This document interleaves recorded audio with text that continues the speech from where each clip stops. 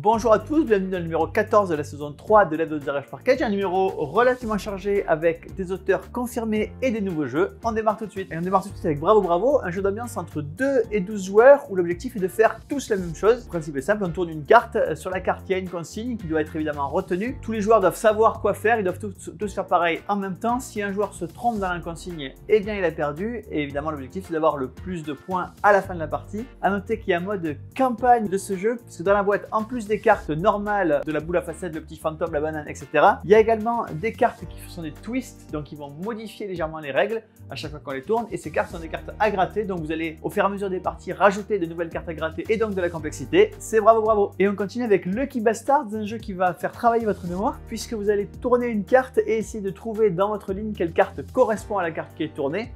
Si vous la trouvez, vous l'éliminez et bien sûr le premier joueur qui n'a plus de cartes remporte la partie, sachant que les cartes sont toutes des poulpis et que chaque poulpi ressemble évidemment à plein d'autres poulpis, donc à vous de vous concentrer sur les détails, les lunettes, la position des yeux, le sourire, la position du nez, etc. etc. C'est Lucky Bastards. Et on continue avec un jeu de Jacques Zemmet. Jacques Zemmet c'est un auteur évidemment qui a fait beaucoup de jeux et beaucoup de jeux très joués. Si vous regardez la boîte évidemment vous pensez à Mytho, vous pensez au Poker des cafards qui sont d'autres jeux de Jacques Zemmet, mais aussi Bazar Bizarre, mais aussi Do de Lido qui revient d'ailleurs dans une nouvelle édition, mais aussi Hula-Hou. Ici c'est un jeu qui est à la fois un jeu de stop ou encore et un jeu d'enchères. Vous avez chacun une main de cartes numérotées, l'As étant la carte la plus forte, sauf que le X qui est la carte la plus faible bat l'As s'il y a un As de jouer. Donc les joueurs vont enchérir pour essayer de gagner des cartes. Le premier joueur choisit en premier le tas de cartes qu'il prend, mais évidemment il ne faut pas mettre la même carte que quelqu'un d'autre, donc si un tas est très intéressant, peut-être que tout le monde va essayer de mettre un As, donc quelqu'un va mettre un X, donc tout le monde va mettre un X, donc quelqu'un va mettre un 9. Bref, voilà, c'est le je sais que tu sais que je sais que tu sais. Quand on prend un tas, si on récupère 3 légumes du même type, on les met le sac en bas. Si on ne récupère pas 3 légumes du même type, ils sont en danger, puisque si on récupère 3 criquets, les criquets dévorent tous les légumes au moment où ils arrivent. C'est maudit cricket. Et on continue avec un jeu de Reiner Knizia. Je vous représente plus le docteur Reiner Knizia, il est à quasiment 900 jeux. Vous allez entendre son nom plusieurs fois dans cette vidéo. Ici c'est un jeu qui s'appelle High Score, qui est une revisite du Yams ou du Yahtzee, avec à chaque tour des règles différentes. Le principe est très simple, vous tournez une carte, la carte va vous dire le nombre de relances auxquelles vous avez droit, va vous dire comment vous scorez des points sur cette carte. Vous allez pouvoir scorer des points parfois en positif, parfois en négatif. Le nombre de relances, eh bien, ça peut être un nombre fixe, ça peut être aussi un nombre variable. Vous devez garder un dé à chaque tour, ou vous relancez les dés s'ils sont plus qu'une telle somme, etc., etc. Bref, une revisite assez profonde et assez intelligente du Yams, c'est High Score. Autre auteur allemand qui a fait des centaines de jeux, c'est Wolfgang Kramer. Autre principe de base d'un jeu que tout le monde connaît et qui est revisité, c'est Kingsbridge. Le jeu que tout le monde connaît et auquel tout le monde a déjà joué, c'est le solitaire, ce fameux jeu où vous devez empiler des cartes dans l'ordre. Ce solitaire est twisté puisque c'est un solitaire en multijoueur et avec des pouvoirs. Et en prime, il y a un thème dans ce jeu, c'est Kingsbridge. Kingsbridge, c'est évidemment basé sur les romans de Ken Follett, les romans de Ken Follett qui semblent inspirer les auteurs de jeu, puisqu'il y a déjà eu Notre-Dame, il y a déjà eu Les Piliers de la Terre. Voici Kingsbridge. Évidemment, vous n'avez pas besoin d'avoir lu les romans pour pouvoir jouer à ce jeu, c'est simplement une thématique qui va apporter un peu plus si vous allez reconstituer l'histoire des romans en reconstituant ce solitaire. Un solitaire multijoueur avec des pouvoirs qui vont se déclencher au fur et à mesure de la partie, c'est Kingsbridge. Et on continue avec Terreur sur Lakeview, un jeu qui est basé sur l'univers du jeu de rôle Kids on Bikes, le jeu de rôle qui est sorti en 2018, arrive 5 ans plus tard, donc un jeu de Michael Addison et Jonathan Gilmour. Michael Addison, c'est un nouvel auteur, mais Jonathan Gilmour, il a fait pas mal d'autres choses. Il a fait notamment Dinosaur Island, qui n'était pas du tout basé sur Jurassic Park, et Dead on Winter, qui lui était complètement basé sur Dead on Winter. Ici, c'est un jeu coopératif. Vous allez jouer des enfants qui se sont rendus compte que le nouveau du collège a été enlevé, probablement par un monstre. À vous d'essayer de le retrouver et de sauver du monstre, sauver non seulement cet élève, mais peut-être toute la ville et même peut-être voilà, l'univers tout entier. Dans la partie, un des joueurs jouera l'enfant perdu qui va devoir guider les autres enfants vers lui en leur donnant des cartes. Les autres enfants vont devoir se déplacer à travers le plateau en évitant évidemment les ennemis que peuvent être les monstres ou les agents fédéraux, puisque c'est bien connu dans les films des années 80, quand un agent fédéral croise un enfant, eh bien, il le ramène chez ses parents et puis il va mener son enquête tout seul. Il va évidemment pas réussir son enquête et donc la partie est perdue. Un jeu qui vous plonge dans l'ambiance un peu des Goonies, quelque part entre les Goonies, E.T. ou Stranger Things. Pas mal de rejouabilité puisqu'il y a plusieurs monstres inclus dans la boîte, donc avec plusieurs mécaniques inclus dans la boîte, mais également des cartes bonus qui sont inclus avec les premières boîtes de Terreur sur Lakeview, qu'on va vous mettre évidemment avec la boîte si vous ne le commandez sur le site Parkage. C'est Terreur sur Lakeview, un jeu de Kids on Bike. Et on continue avec Dog Park. Dog Park, c'est un jeu dans lequel vous jouez le rôle d'un promeneur de chiens. Et donc vous allez avoir un chenil qui peut contenir jusqu'à 8 chiens. Vous allez pouvoir à chaque tour de jeu promener jusqu'à maximum 3 chiens. Évidemment, il va falloir vous arrêter sur les endroits qui vont plaire aux chiens. Donc il y a des chiens qui préfèrent les babales, il y a des chiens qui préfèrent les bâtons. Voilà, vous marquerez des points selon les réussites que vous avez eues, les chiens que vous avez promenés, les chiens qui sont restés aussi à s'ennuyer dans leur chenil. Et comme un bonheur n'arrive jamais seul, non seulement Dog Park arrive, mais il arrive avec directement 2 extensions. Une extension avec les chiens d'Europe et une extension avec les chiens les plus connus, que ce soit du cinéma, de la littérature ou du théâtre. Donc vous allez pouvoir jouer voilà, Lassie, Beethoven et plein d'autres chiens. Et évidemment, on vous fait un PK Game Pack avec le jeu de base et les 2 extensions à tarif promotionnel. Et on continue avec Scriptoria, un jeu de Fabien Clavel, qui est notamment l'auteur du Unlock Kids Tour Eiffel chez Le Lion Vert, qui est une maison d'édition qui a surtout démarré avec Codex, l'ultime secret de Léonard de Vinci. Donc un auteur de Unlock pour une maison d'édition qui fait des escape games, sauf que ici c'est un jeu compétitif dans lequel vous allez devoir faire des enluminures. Vous êtes en 1166, c'est la pleine période des enluminures, donc à vous d'aller chercher de l'encre dans les coupelles pour pouvoir peindre des enluminures avec un twist spécial. Évidemment, l'encre vous allez la récupérer petit à petit et en fonction des différents types, mais les enluminures vous n'allez pas prendre celle que vous voulez. Vous allez regarder les enluminures de vos adversaires et choisir un lutrin que vous allez donner à un adversaire qui lui-même va donner un lutrin à un autre adversaire et ainsi de suite. À vous de sélectionner les bonnes enluminures si vous faites preuve de charité. Si votre charité est un peu plus orientée vers vous-même, vous allez faire des choix un peu moins gentils. C'est Scriptoria. Et on continue avec No Maison 5. No Maison 5, c'est un jeu de quiz, sauf que d'habitude, un jeu de quiz vous demande une bonne réponse. Ici, ce n'est pas le cas, on vous en demande 5 et 5 différentes dans un temps limité. Alors évidemment, les questions sont beaucoup plus simples.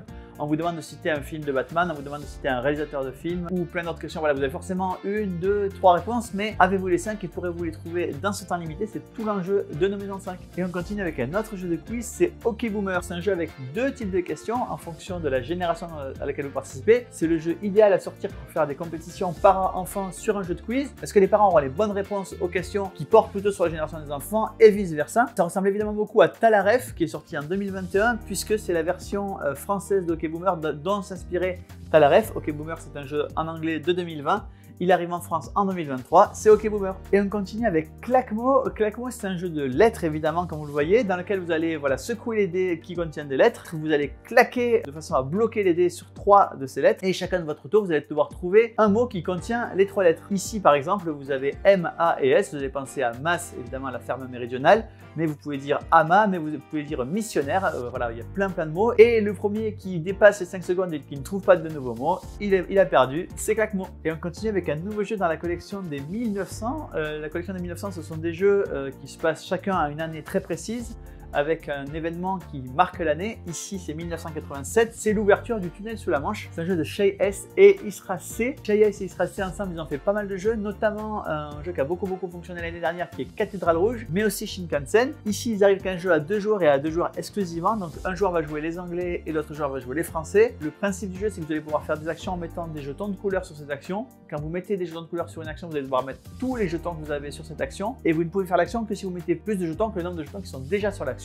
Mais par contre, en échange, vous allez récupérer tous les jetons qui ont déjà été joués, donc peut-être vous allez pouvoir récupérer encore plus de jetons. Ça va se jouer sur 3 tours. Le joueur entre les Français et les Anglais qui aura marqué le plus de points, c'est celui qui aura mieux et le plus contribué au tunnel sur la Manche. C'est 1987, le tunnel sur la Manche. Et on continue avec un nouveau jeu dans la collection des microgames, collection de jeux à 18 cartes. D'ailleurs, j'en profite pour vous glisser que 18 cartes, c'est pas tout à fait un hasard, puisque 18 cartes, c'est un tiers de 54 cartes. Et il faut savoir que la plupart des jeux ont des paquets de 55 cartes. Pourquoi? Eh bien parce que historiquement, les machines qui fabriquent des cartes, elles sont taillées pour sortir des paquets de 54 cartes plus la carte de façade, donc 55 cartes. Et du coup, évidemment, les éditeurs vont encourager les jeux qui ont 55 cartes ou des multiples de 55, 110, 220 ou des sous-multiples, comme ici 18. Et donc 3 paquets, ça fait 54 cartes, il reste juste une carte à acheter. Ici, c'est donc un jeu qui s'appelle Excursion de la Vallée de la Mort, qui a répondu à un concours pour les microgames, un concours qui portait sur des jeux donc de 18 cartes et qui portait sur des lieux qui existent dans la vraie vie. La Vallée de la Mort, ça existe dans la vraie vie. Vous allez devoir donc faire une excursion dans la Vallée de la Mort, essayer de remplir un maximum votre journal d'expérience qui se passe là-bas. Mais évidemment, si vous restez trop longtemps là-bas, bien vous allez affronter des difficultés. Si vous pêchez 3 fois d'affilée des difficultés, comme par exemple la sécheresse, eh bien votre tour est terminé et vous ne retiendrez rien du tout, puisque l'excursion c'est mal fini. Un jeu à 2 joueurs, donc en 18 cartes, c'est l'excursion dans la Vallée de la Mort. Autre jeu dans cette collection des microgames, c'est Splitted, un jeu de Jamey Stegmaier. Jamey Stegmaier, c'est un auteur qui a fait beaucoup de jeux qui ont été connus et reconnus. On pense notamment à Everdell, on pense aussi à Viticulture, mais aussi Scythe. Bref, Voilà, un gros succès qu'il a d'ailleurs mené à monter sa propre maison d'édition qui s'appelle Stegmeyer Games. Ce jeu-là, c'est un jeu qui est sorti pour l'anniversaire de cette maison d'édition. Donc c'est un jeu qui va regrouper un peu tous les autres jeux de cette maison d'édition et c'est un jeu de construction de tableau à 2 joueurs. Avec un mode solo. Jamie Stegmeyer, il a demandé à l'occasion de ce jeu à Vincent Dutrait de refaire des illustrations qui se basent sur tous ces jeux. Vous allez devoir construire en coopération un tableau, ou plutôt le même tableau tous les deux, c'est Smitten. Voici la nouvelle boîte dans l'univers d'Everdell, c'est mon petit Everdell.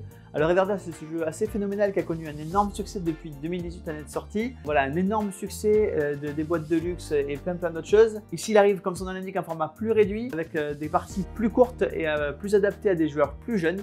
On peut y jouer à partir de 6 ans, entre 6 et 8 ans, c'est vraiment un bon début pour commencer mon petit Everdell.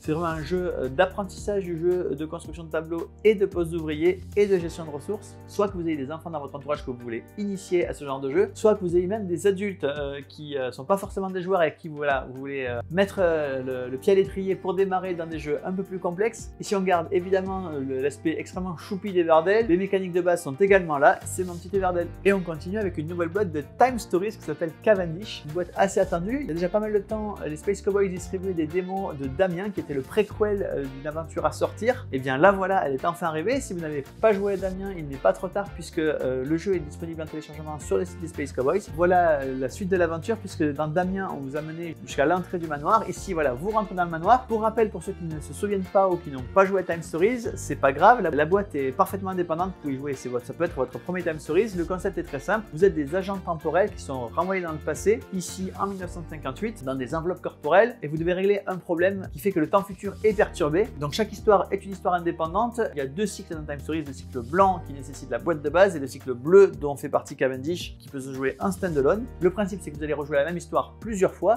Au fur et à mesure des fois que vous passez, bien vous avez appris une partie des choses, donc vous allez garder évidemment vos souvenirs d'une partie sur l'autre et donc vous allez progresser de plus en plus vite et entre 2 et 3 parties on finit par découvrir tous les secrets du manoir de Cavendish. Et on continue avec My City, le Roll and Write, un jeu de Rainer Knizia. Je vous avais dit que vous entendriez ce nom plusieurs fois dans cette vidéo. My City, c'est un jeu à succès de pose de tuiles qui avait également un mode campagne. Et bien voici la version Roll and Write avec grosso modo des mécaniques relativement proches, sauf qu'évidemment on a rajouté des dés dans le Roll and Write, ce qui fait que les formes de tuiles que vous allez poser ne sont pas fixes à l'avance. Dans le My City, vous alliez poser des tuiles qui sont tirées au sort une par une et donc vous saviez à la fin quel genre de tuiles vous alliez avoir. Ici, à chaque tour, on jette les dés et on positionne les dés les uns par rapport aux autres pour faire des formes. Ici aussi, il y a mode campagne. Il y a 144 feuilles dans la boîte. Vous avez 12 x 12 feuilles parce que vous pouvez jouer jusqu'à 12 joueurs par partie. Et vous allez pouvoir faire donc 12 parties, 4 chapitres de 3 épisodes. Évidemment, l'éditeur vous conseille de jouer les parties dans l'ordre de difficulté croissante, mais vous pouvez jouer dans l'ordre que vous voulez. Vous pouvez revenir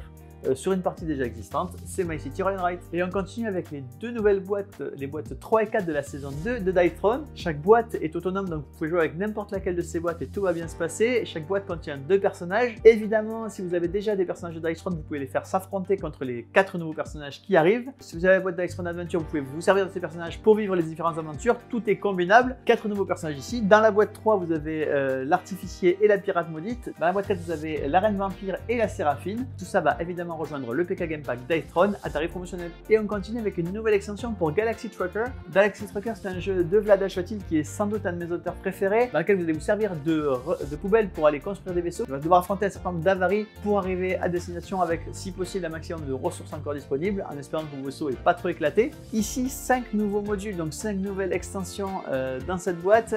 Chaque extension est marquée bien séparément pour que vous puissiez retrier le jeu, donc vous pouvez jouer avec 1, 2, 3 ou tous les modules à la fois. 2 nouveaux aliens, 2 nouvelles aventures à affronter, 2 nouveaux plateaux vaisseaux, bref, beaucoup de choses dans cette boîte de Galaxy Trucker, effets spatiaux. Et on termine avec une extension pour Mille Fury. Mille Fury, c'est ce jeu de Rainer Knizia, je vous avais dit que je vous parlerai de lui, qui a fait sensation à Cannes l'année dernière, donc en 2022. Ici, il arrive avec une extension Les Chefs-d'œuvre. L'extension, c'est un nouveau plateau qui va venir s'intégrer dans le jeu de base à la place de la lagune. Évidemment, avec ce nouveau plateau, il y a des nouvelles cartes et plein de nouvelles choses à faire. Évidemment, on va faire un PK Game Pack à tarif promotionnel avec Mille Fury et l'extension Les Chefs-d'œuvre. Et bien voilà, le numéro 14 de la saison 3 de l'Hebdo du Garage for Cage est terminé et je vous donne rendez-vous la semaine prochaine.